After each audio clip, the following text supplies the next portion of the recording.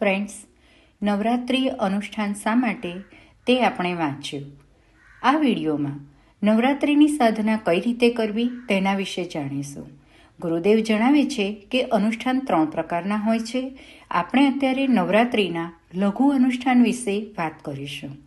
તેમાં 9 દિવસમાં 24,000 મંત્ર જાપ કરવાના હોય છે. મંત્ર જાપ એ ગાયત્રી અનુષ્ઠાનનો મૂળ આધાર છે, જે તમે રોજની 27 માળા કરો તેથી થાય છે. ગાયત્રી મંત્રની માળા કરતાં 5 થી 7 મિનિટ લાગે છે.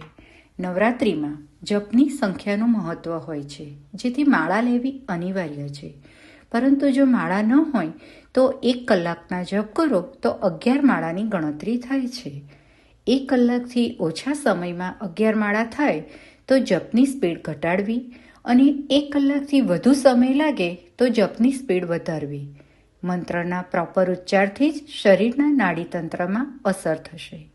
પરમ પૂજ્ય ગુરુદેવ જણાવે છે કે જો કોઈને પૂરો મંત્ર જાપ કરવો ન ફાવે, એટલે કે ભાષા ન આવડે, તો પંચાક્ષરીથી પણ જપ કરી શકાય.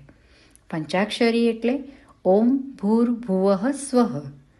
બીજું એ પણ જો શક્ય ન હોય તો 108 વાર ગાયત્રી ચાલીસાના પાઠ કરી લેવા. રોજ 12 ચાલીસા કરીએ તો 9 દિવસમાં 108 પાઠ થઈ જાય. જો એ પણ શક્ય ન હોય તો વ્યક્તિ 2400 ગાયત્રી મંત્ર લેખન કરી દે. રોજ 2 કલાકનું લેખન થાય. એમાં વાણીનો પ્રયોગ થતો નથી તો સ્નાન અને સમય પાબંદીની ચિંતા નથી રહેતી. ગમે તે સમયે મંત્રલેખન થઈ શકે છે. આપણે અનુષ્ઠાન શરૂ કરીએ ત્યારે પ્રથમ દિવસે પ્રાતઃકાળે અથવા તો આગળના દિવસે સંધ્યાકાળે કળશનું સ્થાપન કરવું જોઈએ.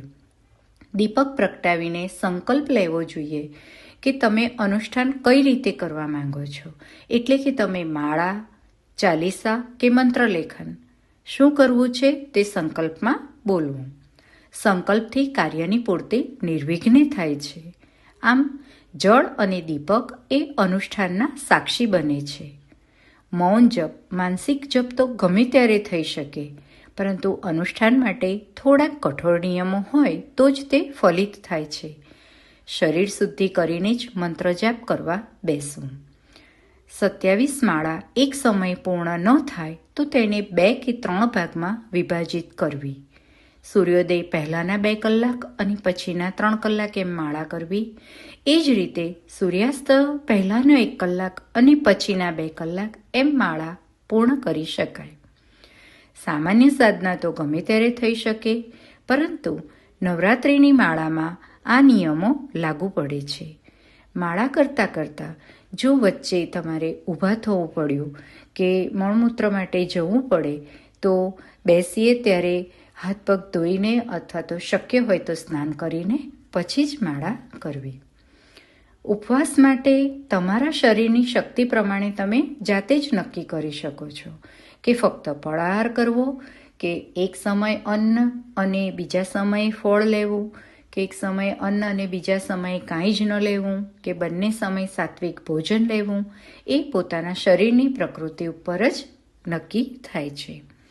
કદાચ 9 દિવસમાં વચ્ચે કોઈ વિઘ્ન આવે તો માળાનો ક્રમ 1 દિવસ વધારી લેવો, પરંતુ અનુષ્ઠાન પૂર્ણ કરવું. અનુષ્ઠાન પૂર્ણ થઈ જાય પછી 108 મંત્રની આહુતિ યજ્ઞ દ્વારા આપવી. પોતાના ઘરે કે નજીકમાં જ્યાં પણ ગાયત્રી યજ્ઞનું આયોજન હોય ત્યાં જઈ આહુતિ અર્પણ કરવી. અનુષ્ઠાનના અંતે બ્રહ્મભોજ કે કન્યાભોજ કરાવવું. બ્રહ્મભોજમાં તમે સત સાહિત્યનું કે ગુરુદેવના સાહિત્યનું તમે વિતરણ પણ કરી શકો છો. આ નિયમો છે અનુષ્ઠાનના, પરંતુ ગુરુદેવ કહે છે કે કોઈ વસ્તુના અભાવમાં આપણી અંદરનો ભાવ જ અગત્યનો છે. આહાર, વિહાર, આચરણ વિશે આપણે આગળ સ્વાધ્યાય કરેલું જ છે, જેની લિંક ડિસ્ક્રિપ્શનમાં આપેલી છે. તો તે એકવાર તમારે જોઈ લેવી, તો તેમાંથી પણ તમને અનુષ્ઠાન વિશે ઘણું બધું જાણવા મળશે. જય ગુરુદેવ.